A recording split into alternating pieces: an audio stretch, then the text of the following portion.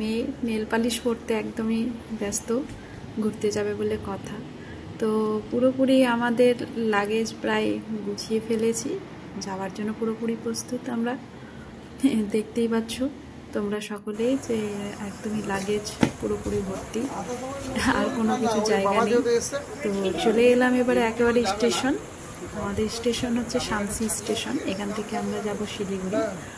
তো তার জন্য রাতেই ট্রেন ছিল, তো আমার ছোটো মেয়ে শুয়ে পড়েছে, ওর বাবার কোলে রয়েছে, আর বড় মেয়ে তো আমার সঙ্গেই আছে।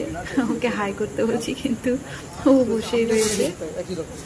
যাই হোক, এইভাবে আমাদের যাত্রা পালা শুরু হয়ে গেছিল। তো এবারে আমরা ট্রেন আসার পর তাড়াতাড়ি করে আমাদের উঠে পড়তে হলো, কিছু যাই হোক আমরা এনজেপি খুব সকাল সকালে পেয়েছি, এবং সকালে সবাই ঠাকুরের নাম করে নাম কীর্তন করতে করতেই গাড়িতে উঠে পড়েছি, এবং সবাই গান করতে করতেই যাচ্ছিলাম ঠাকুরের গান। এইভাবে এনজেপি থেকে আমরা একদম সোজা পৌঁছে বাগডোগরা এয়ারপোর্টে পৌঁছে তারপর তো সেই আমাদের একদম তাড়াহুড়ার ব্যাপার হয়ে যায়, কেন ওখানে অনেক সার্চ করে তারপরেই আমরা দেখতে পাবো। তো লাগিয়ে রয়েছে প্রচুর, মেয়ে ছোটো। যাই হোক, অনেকে সবাই মিলে ছিলাম বলে এও ধরে টরে নিয়ে একদমই অসুবিধা হয়নি তেমন। যাই হোক, থাকতে গেলে অবশ্যই সবারই সব রকমভাবেই সুবিধে হয়ে যাবে। তোমরা যদি যেতে চাও অবশ্যই সেখান থেকে ঘুরে এসো। ভীষণ ভীষণ ভীষণ সুন্দর সেই জায়গাটা। আর এটা আমার অনেক দিনের ইচ্ছে ছিল যে কাশ্মীর ঘুরতে যাব, ফাইনালি যাওয়ার প্রোগ্রাম হয়ে গেল, চলে যেতে পারলাম। এখানেও সেই গিয়ে আমার মেয়ে কোলে, মেয়ে ঘুমোচ্ছিল, মানে ও উঠছে একবার ঘুমোচ্ছে, এই করে সমস্ত সময়টা চলে গেল। যাই হোক, আমার চোখ তো একেবারেই আর এর আগেও অনেকবারই উঠেছে ট্রেনে। তো ও একদমই ট্রলির সামনে বসে পড়েছে আরাম করে যাওয়ার জন্য।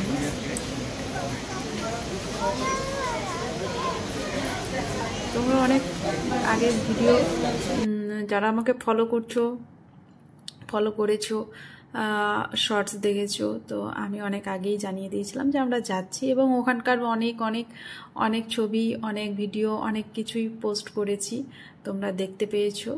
তো ভালো লেগেছে তোমাদের কাছ থেকে সেই ভালোবাসা পেয়ে, আর তোমাদের লাইক বলো, তোমাদের কমেন্ট বলো, সেই সমস্ত দেখে আমারও খুব ভালো লেগেছে। তো আমাদের প্লেন চলে এসছে, আমরা একদমই এয়ারপোর্ট থেকে বাইরের দিকে যাচ্ছে, সবাই যাচ্ছি আমরা বাইরের দিকে, একেবারে যেখানে দাঁড়িয়ে রয়েছে। এরপরে আমাদের নেক্সট বাসে করে যেতে লাগবে, কেন ওই সমস্ত জায়গাতে হেঁটে তেমন যেতে দেয় না, কারণ অনেক রকম সেখানে ব্যাপার রয়েছে।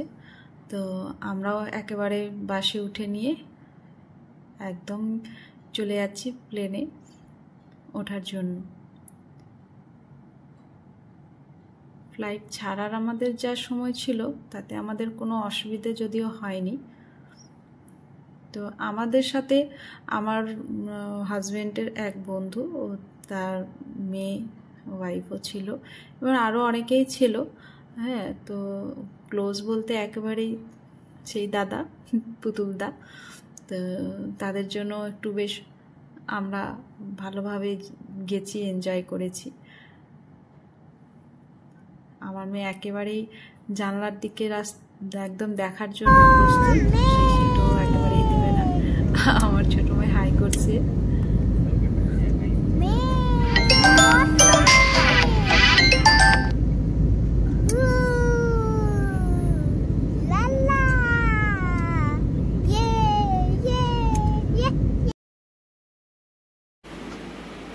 উপরের আকাশটা দেখতে এত সুন্দর, মানে মেঘগুলোকে দেখে মনে হচ্ছে পুরো আকাশের জুড়ে তুলো ছড়ানো রয়েছে, তার জন্য এত ভালো লাগছে যেটা স্পিচলেস, মানে আমি তোমাদেরকে বলে বোঝাতে পারবো না, এটা সচক্ষে না দেখতে গেলে।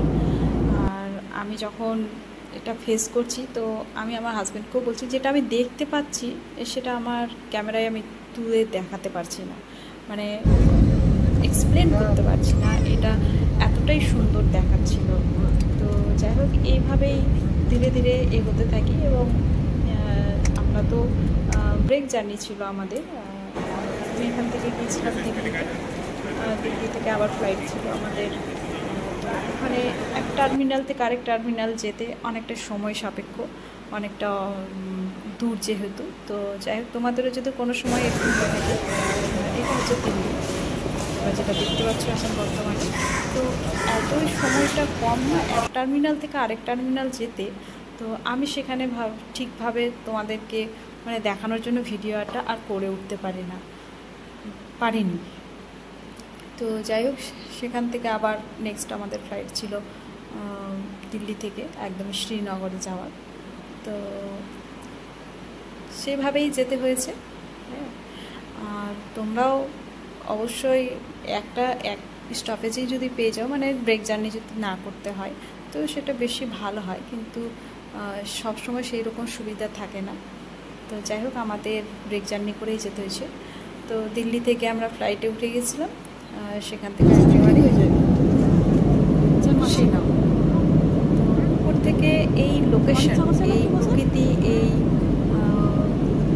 খোলা আকাশ দেখাটা সুন্দর, যেটা বর্ণনা করা যায় না মুখের ভাষায়, একেবারে এক কথা বলতে স্পিচলেস, আর কোনো কথা নেই। এতটাই মানে সুন্দর সেই প্রকৃতিটা, এতটাই তুমি দেখতে পাবে যে মনে হবে যেন সেই জিনিসটাকে আঁকড়ে ধরি, কিন্তু সেটা তো আর পাইনি আমাকে। যাই হোক, আমরা এইভাবেই উপর থেকে দেখছিলাম। এটা দিল্লি দেখা যাচ্ছে পুরো শহরটা, এত জনবসতির জন্য একদম ছোটো ছোটো ঘর বাড়ি দেখা যাচ্ছে, ভীষণই ছোটো ছোটো একেবারে।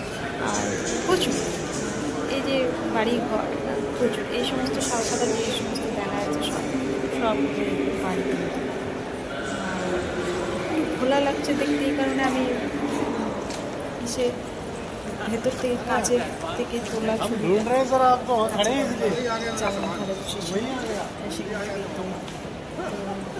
এইভাবে ধীরে ধীরে আমরা কিন্তু পৌঁছে যাব একেবারে শ্রীনগরে। তো তোমরাও সেই যদি কোনোদিন কোনো সময় মনে হয় কাশ্মীর যাওয়ার ইচ্ছে হয়, তো ঠিক অবশ্যই যাবে ঘুরতে। সেখানে ভালো, মানে এত ভালো যেটা বলা যায় না।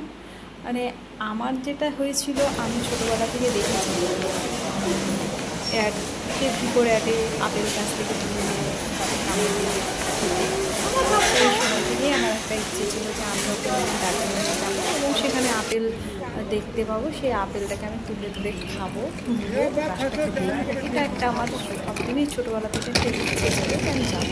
তো যাই হোক, সেই যাওয়াটার ইচ্ছেটা আমার পূরণ হলো। এটা একটা খুব ভালো আমার হাজব্যান্ডের কাছ থেকে অ্যাচিভ করা। তো আমি